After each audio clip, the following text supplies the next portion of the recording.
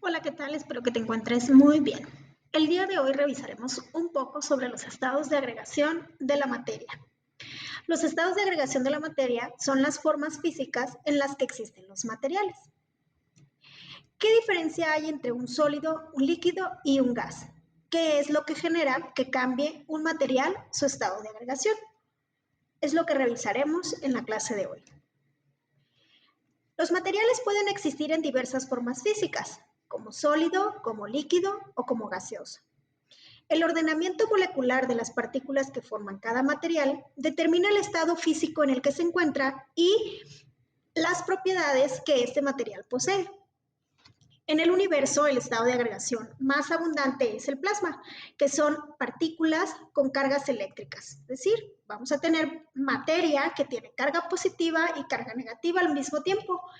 Este plasma es el estado de agregación en el que se encuentra el Sol y otros cuerpos celestes. En nuestro planeta, un ejemplo de plasma son los rayos que vemos caer durante una tormenta. En un material sólido, las moléculas se encuentran ordenadas y eso hace que su forma y su volumen sean definidos.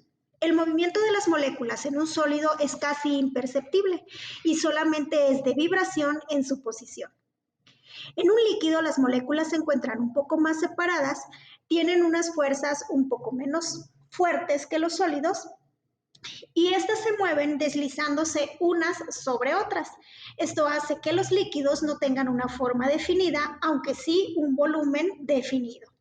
Los líquidos adoptan la forma del recipiente que los contiene.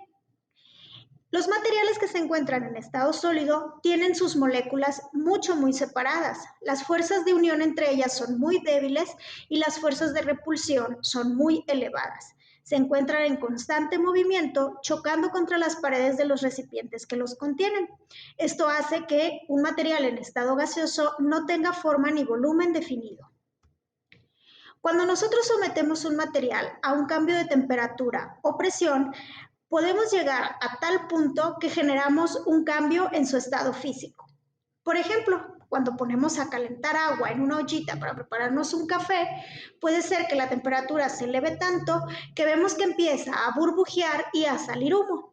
Ese humo es vapor, es agua en forma de gas que está siendo liberado debido al aumento de temperatura.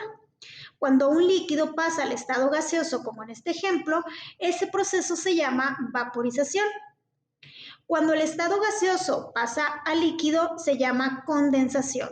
Esto lo podemos observar, por ejemplo, cuando te sirves una bebida muy fría dentro de un vaso, verás que a los minutos en las paredes del vaso se forman unas gotitas de agua.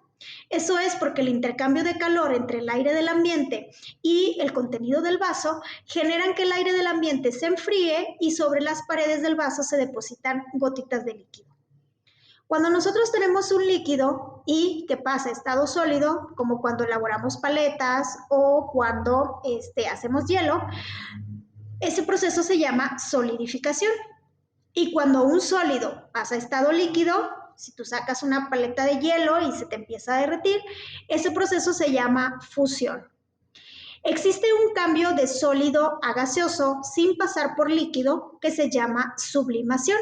Ese lo observamos, por ejemplo, en los insecticidas que vienen en forma de plaquitas eléctricas. Colocamos la plaquita dentro del contacto eléctrico y a los minutos empezamos a percibir un aroma. Eso es porque desde el estado sólido de la plaquita, a través del aumento de temperatura por la electricidad, el insecticida empieza a convertirse en gas y es liberado. En el caso del proceso contrario, de gas a sólido, se conoce como sublimación inversa y un ejemplo en nuestra vida cotidiana sería la formación de nieve. Aquí podemos ver algunos ejemplos de situaciones cotidianas en donde observamos estos cambios de estado. Los cambios en la presión y en la temperatura del ambiente generan cambios de estado en toda la materia.